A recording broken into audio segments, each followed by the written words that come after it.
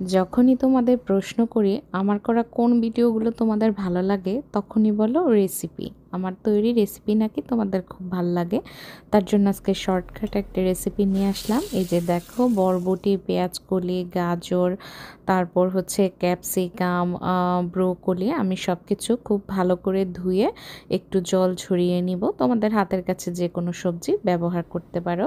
ব্রোকলিগুলো একটু নষ্ট হওয়ার দিকে প্রায়, তার জন্য একটু আমি ভাপে মানে জাস্ট 1 মিনিট একটা বলক আসলেই এগুলোকে নামিয়ে নিব। সেই সাথে ফুলকপিগুলো ছিল, তো আমি জলটা ছেঁকে নিয়েছি জাস্ট একটা বলক আসলেই, কারণ সবজিগুলো আমি অনেক বেশি সেদ্ধ করিনি। এখানে কিছু বাদাম আছে, আমি শুকনো একটা প্যানে বাদামগুলোকে একটু বেজে নিচ্ছি। তবে যাদের বাদামে অ্যালার্জি তারা এই ভেজিটেবলে বাদামটা ইউজ করো না।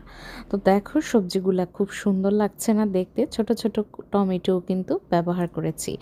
একটা প্যানে সামান্য পরিমাণ তেল দিয়ে সেই সাথে দিলাম বাটার, কারণ শুধু বাটারটা দিলে হয়তো বাটারটা পুড়ে যেত। কেউ ভেবো না এটা ময়লা, এটা হচ্ছে বাদামের একটু খোসা, বাটারটা উড়ে এসেছিল। তো একটু যখন বাটারটা মেল্ট হয়ে যাবে এই পর্যায়ে আমি দিচ্ছি হচ্ছে সামান্য পরিমাণ আদা রসুন কুচি আর কাঁচামরিচ কুচি। আমরা হাজব্যান্ড ওয়াইফ দুজনেই ঝাল তেমন খাই না, আর তোমার দাদার সাথে টিফিন দিয়ে দিতে হয়, তার জন্য প্রতিদিনই চিন্তা থাকে কি দিব কি দিব। তখন মাঝে মাঝে আমি এই রেসিপিটা করি।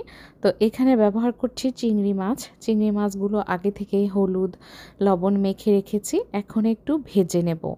যারা নিরামিষ খেতে চাও তারা কালো জিরা ফোড়ন দিয়েও কিন্তু এই সবজিটা রান্না করে খেতে পারো। সব সময় তো হাতের কাছে মাছ থাকে না, তো মাছটাকে আমি উল্টে পাল্টে ভেজে নিচ্ছি, যেহেতু চিংড়ি মাছ খুব কম সময়ই হয়ে যায়। এখন আগে থেকে ধুয়ে রাখা সবজিগুলো দিয়ে দিলাম।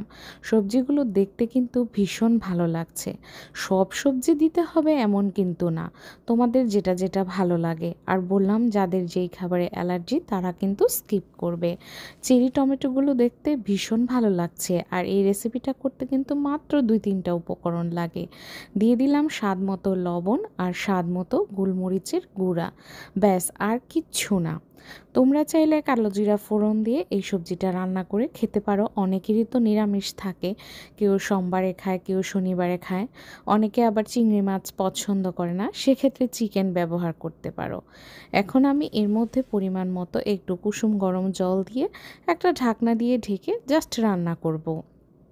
অনেক বেশি সময় রান্না করলে সবজির গুণাগুণ তেমন একটা থাকে না, তার জন্য খুব কম সময়। আর এই যে বাদামগুলো দিয়ে দিচ্ছি, সবগুলো খোসা ছাড়ানো আমার সম্ভব হয়নি, যতটুকু পেরেছি হাত দিয়ে। এখন ঢাকনা দিয়ে ঢেকে আমি 4-5 মিনিট জাস্ট রান্না করেছি, আর জলটা অ্যাড করেছি। তোমরা চাইলে জল নাও অ্যাড করতে পারো, তবে আমার কাছে এটাতে একটু ঝোল ঝোল থাকলে খেতেও ভালো লাগে। এই সবজিটা কিন্তু তোমরা চাইলে খালি খেতে পারো, কিংবা মানে এমনিতে যারা ডায়েট করো তারাও খেতে পারো। এখন একটু দিয়ে দিচ্ছি লেটুস পাতা। এটা সব মানে সম্পূর্ণই অপশনাল, তোমাদের হাতের কাছে থাকলে দিবা। কেউ চাইলে পালং পাতাও দিতে পারো, কেউ চাইলে লাল শাকও দিতে পারো। ব্যাস সবজিটা হয়ে গেল। দেখলা কত কম সময়ে একটা স্বাস্থ্যকরী সবজি হয়ে গেল। রেসিপিটা কেমন লাগলো জানিও। সবাই ভালো থাকো, আবার দেখা হবে তোমাদের সাথে।